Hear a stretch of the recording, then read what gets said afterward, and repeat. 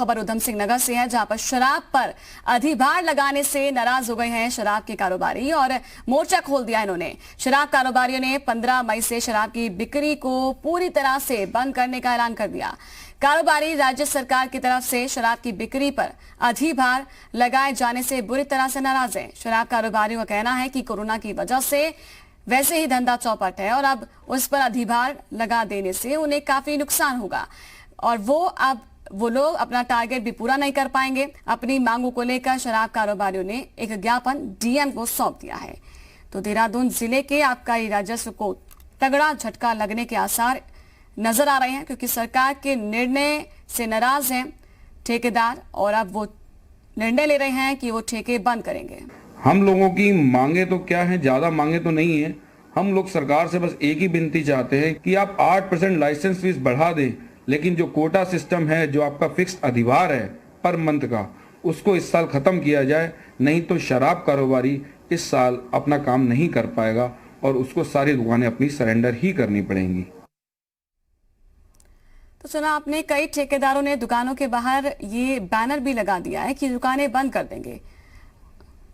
धीरेन्द्र गौड़ हमारे साथ जुड़ चुके हैं ज्यादा जानकारी के साथ। धीरेन्द्र, जरा बताएं कि आप ये समझें कि कल से दुकानें नहीं खुलेंगी और अगर नहीं खुलेंगी तो वाकई में सरकार के लिए एक बड़ा झटका है।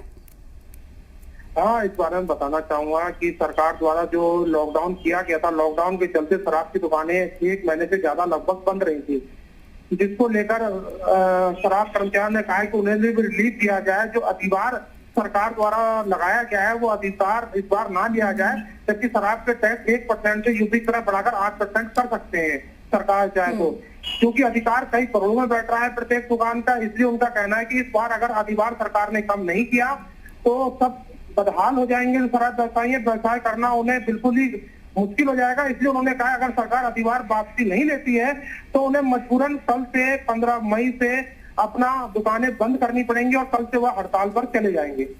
ऐसी जानकारी थी कि आज ठेकेदारों की जो है आबकारी आयुक्त से मुलाकात होगी, क्या हुई मुलाकात? स्थिति कुछ स्पष्ट हुई? इस बारे में यह है कि उन्होंने मुलाकात के लिए गए हुए हैं। अभी तक मुलाकात का जो भी आपस में बातचीत हुई है वो निकलकर सामने नहीं आई है। दोपहर बाद वो बातचीत लगभग निकलकर सामने आएगी तो फिर आगे क्या होता है। लेकिन जो सबसे बड़ी बात है कि सरकार इस मामले में बहुत जल्दी रोल बैक नहीं कर सकती, क्योंकि अधिभार जो है सरकार की आय का एक बहुत बड़ा हिस्सा है। क्योंकि यूपी में 8% टैक्स लगता है और यहाँ सिर्फ 1% कर रखा है सरकार, लेकिन सरकार उसकी जो वसूली करती है वो अधिभार से करती है और वो कई गुना ज्यादा होता है टैक्स से। इसीलिए आबकारी राजस्व जो है उसको तगड़ा झटका लग जाएगा और ये निर्णय लिया जाता है ठेकेदारों की ओर से। तो शुक्रिया आपका धीरेन्द्र, ये जानकारी देने के लिए। हुई है रामानुज हमारे साथ जुड़ चुके हैं देहरादून से, उनसे जानते हैं। रामानुज, जरा आप बताएं, जो ये निर्णय सामने आ रहा है ठेकेदारों का, अभी दोनों की तरफ से क्या कुछ बात हुई? क्योंकि ये कहा गया था कि आज शायद जो आबकारी आयुक्त है उनके साथ बातचीत हो जाएगी। अभी क्या बातचीत हुई है? क्या कुछ रास्ता निकलता हुआ नजर आ रहा है? नैन्सी, इस पूरे मामले का डिटेल बता दूं कि 7 मई को कैबिनेट की बैठक हुई थी, जिसमें सरकार ने लॉकडाउन के दौरान जिस तरह से सरकार की इनकम का, राजस्व का घाटा है उसको कम करने के बारे में फैसला किया था और उसी के चलते सरकार ने। रामानुज, आपको रोकना चाहेंगे, हमारे साथ जो है जिला आबकारी अधिकारी हमारे साथ जुड़ चुके हैं कैलाश जी, सीधा उनसे बात करेंगे। स्वागत है आपका कैलाश जी, जी उत्तर प्रदेश उत्तराखंड पर। ये आबकारी राजस्व जो टारगेट है उसको उस पर खतरा नजर आ रहा है, क्योंकि जो ठेकेदार हैं वो कह रहे हैं कि हम अब दुकानें नहीं खोलेंगे, उनकी मांग नहीं मान रहे हैं आप?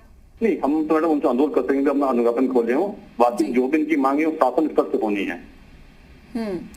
आपने तो टारगेट रखा है, लेकिन वो कह रहे हैं कि अधिभार से हमारे लिए नुकसान है। तो अभी कुछ लग रहा है, कुछ बातचीत हुई?